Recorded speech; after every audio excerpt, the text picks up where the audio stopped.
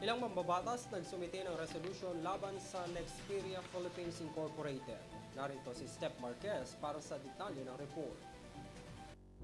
Naghain sa House of Representatives si Assistant Minority Leader at Gabriela Women's Party Representative Arlene Brosas ng House Resolution No. 1790 na naglalayong paimbestigahan sa Komite ng Labor and Employment ang aligasyon laban sa Nexperia Philippines Incorporated.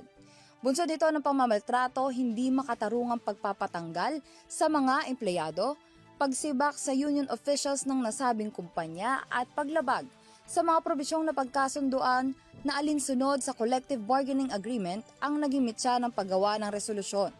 Ayon dito, hinihinalang nagtanggal ang kumpanya ng 8 manggagawa kabilang ang 3 opisyal ng Nexperia Philippines Incorporated Workers Union noong nakaraang taon. Ngunit nasundan na naman ito ng 54 na empleyado nito lamang Marso na losses ang naging rason ng pagpapatanggal.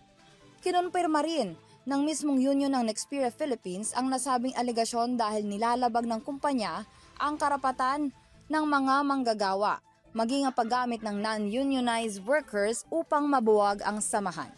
Dagdag pa rito ay hinihinala rin ng samahan na ang kumpanya ay nagpapatupad ng cost optimization kung saan pinapahawak ang mga manggagawa ng maraming makinarya bilang patunay ng redundancy na siyang stratehiya upang maging katwiran ng pagpapatanggal at pagpapahina ng nasabing union.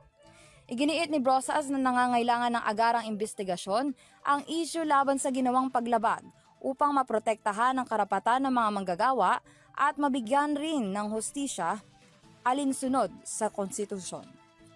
Para sa EuroTV News, ako si Stephanie Marquez, sumasaludo sa bawat Pilipino.